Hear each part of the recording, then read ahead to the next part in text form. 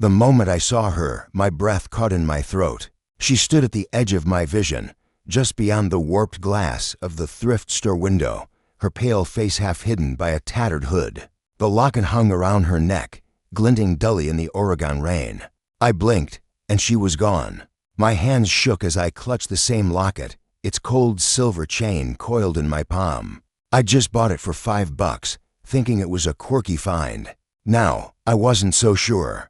My name's Ellie Harper, and I'm a 24-year-old graphic design student at Portland State. I'm not the type to believe in ghosts or curses. Give me a good horror movie, sure, but I'm all about logic and deadlines. That was before I moved to Astoria, a sleepy coastal town in Oregon, for a summer internship.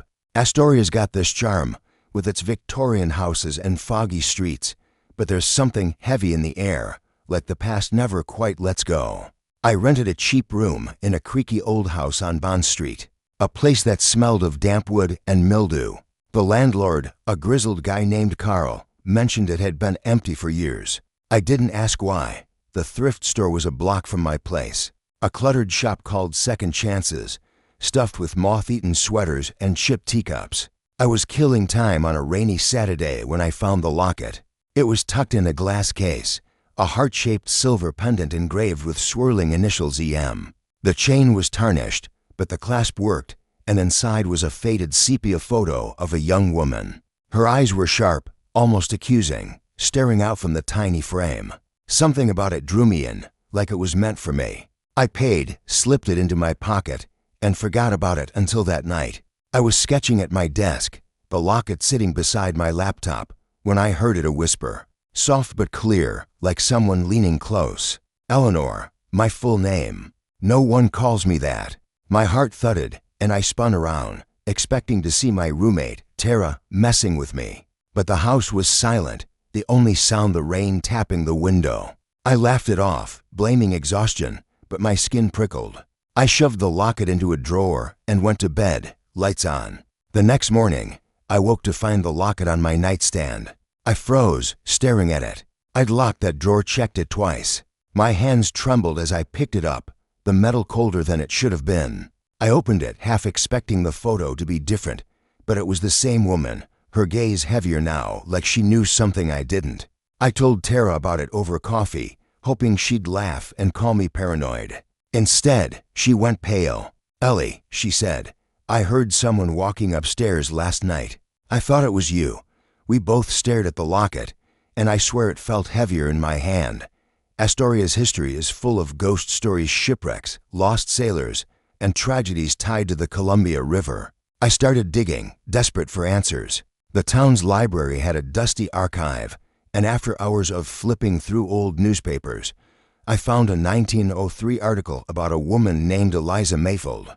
She'd lived in my house, then a boarding house, and vanished after her fiancé, a fisherman, drowned at sea.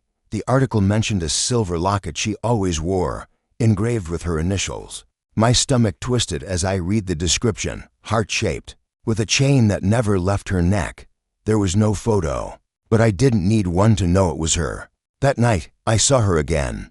I was walking home from the library, the fog so thick I could barely see the streetlights. She stood under one, her figure blurred but unmistakable, long dress, hooded cloak, the locket gleaming at her throat. My legs locked, fear clawing up my spine. She didn't move, but her head tilted, like she was studying me. I ran, my sneakers slapping wet pavement, and didn't stop until I was inside, door bolted. My chest heaved, and I could still feel her eyes on me, even through the walls. The locket started to feel like a weight I couldn't shake. I tried throwing it out, tossing it into a dumpster behind the coffee shop. The next morning, it was back on my nightstand, the chain coiled like a snake. I stopped sleeping, my dreams filled with whispers my name over and over, in a voice that wasn't mine. Objects in the house began to move, a mug sliding across the counter, my sketchbook flipping open to a blank page. Tara moved out, saying she couldn't handle the vibes. I didn't blame her, but I felt abandoned, trapped with something I couldn't explain.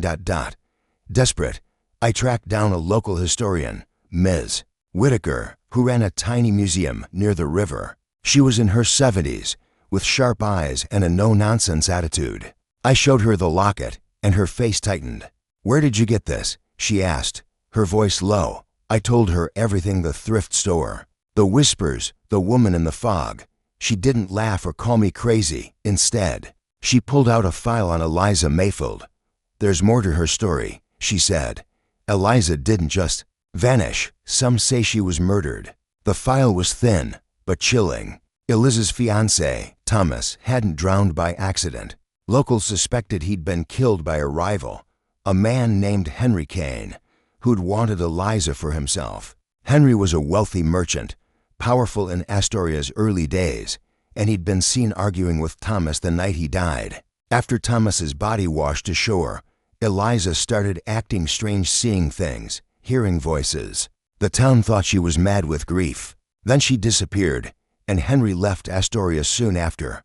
No one was ever charged, but rumors swirled that he'd killed her, too, hiding her body somewhere in the house. The locket was her most prized possession, a gift from Thomas. Ms. Whitaker looked at me, her voice grave. "Some things hold onto pain. That locket, it's hers, and she's not letting it go." I didn't want to believe it, but the pieces fit. The whispers, the figure, the locket's refusal to stay gone. It was Eliza, tied to the locket, maybe to me. I started to feel her emotions, like they were bleeding into mine.